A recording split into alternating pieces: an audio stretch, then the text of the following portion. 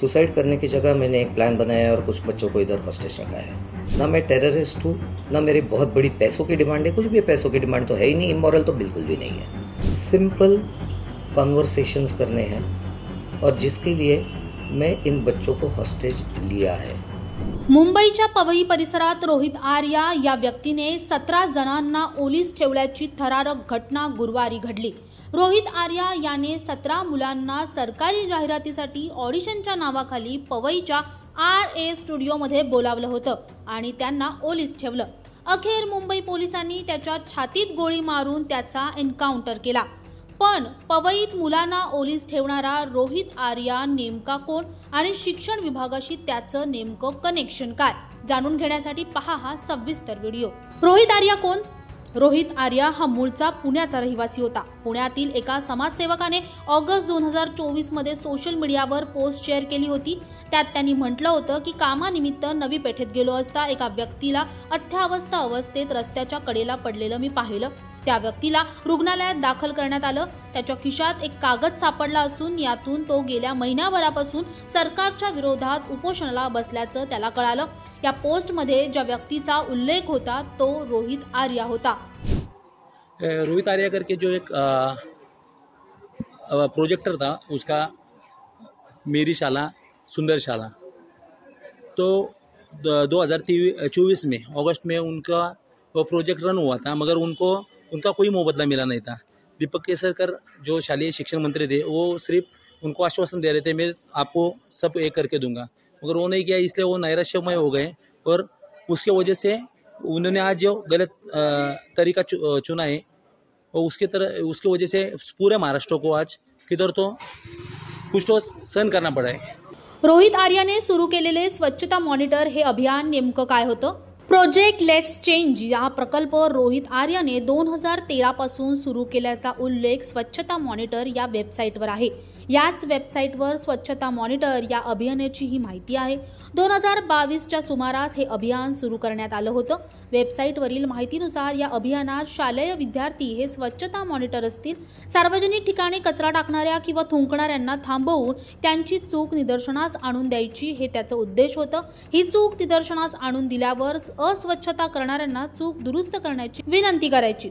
विद्यार्थ्यांनी ही संपूर्ण घटना लक्षात ठेवून घरी परतल्यावर त्याचा व्हिडिओ रेकॉर्ड करायचा आणि रील्स फॉर्मॅटमध्ये सोशल मीडियावर अपलोड करायचा, अशी ही संकल्पना होती। याच संकल्पनेसाठी 2 वर्षापूर्वी तत्कालीन शिक्षण मंत्री दीपक केसरकर यांनी रोहित आर्याचं कौतुक देखील केलं।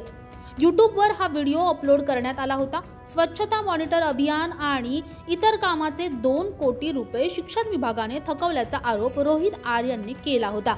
अभियानात खूप गोंधळ झाला, शाळा विद्यार्थ्यांवर अन्याय झाला आणि सगळे गप्प आहेत। मुख्यमंत्री माझी शाळा सुंदर शाळा या उपक्रमात विजेत्यांची निवड करण्यात चूक झाली असून मी याचा उघडपणे विरोध दर्शवतो, असं रोहितने वर्षभरापूर्वी एका व्हिडिओत म्हटलंय।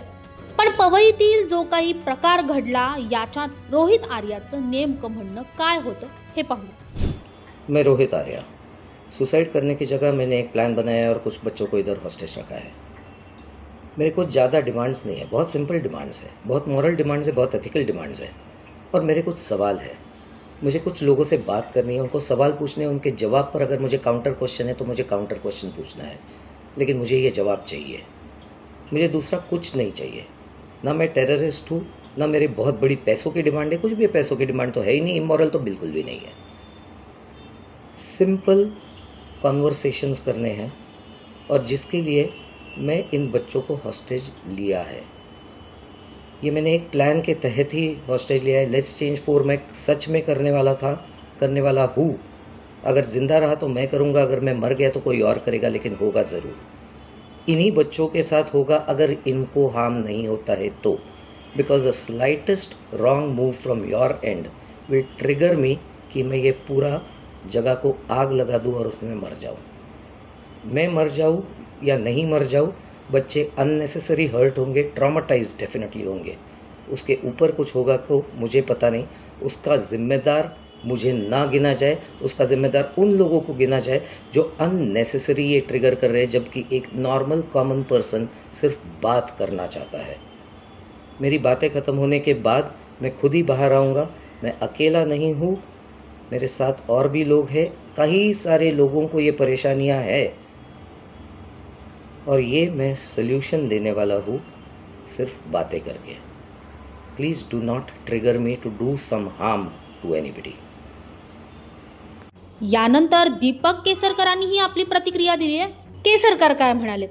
रोहितकडे माझी शाळा, सुंदर शाळा, स्वच्छता मॉनिटरचं काम देण्यात आलं होतं, परंतु रोहितने काही लोकांकडून थेट पैसे घेतल्याचा विभागाचं मत आहे.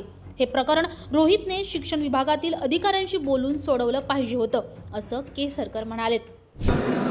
रोहित आर्या हे स्वच्छता मॉनिटर नावाचं त्यांचा एक कन्सेप्ट होता आणि आपली जी माझी शाळा सुंदर शाळामध्ये सुद्धा त्यांना काही काम देण्यात आलेलं होतं, परंतु त्या लोकांकडून त्यांनी डायरेक्ट पैसे घेतले अशा स्वरूपाचं त्यांच्याबद्दल डिपार्टमेंटचं मत होतं. तर हे जे मॅटर आहे ते त्यांनी डिपार्टमेंटशी बोलून सोडवलं पाहिजे, कारण शेवटी सरकारची काम करायची एक पद्धत असते आणि त्या चौकटीमध्येच सर्वांनी काम करायला लागतं. अशा तऱ्हेने कोणाला तरी ओलीस धरणं हे चुकीचं आहे. या संपूर्ण प्रकारानंतर महाराष्ट्र शासनावरती ताशेरे ओढण्यात येत आहेत.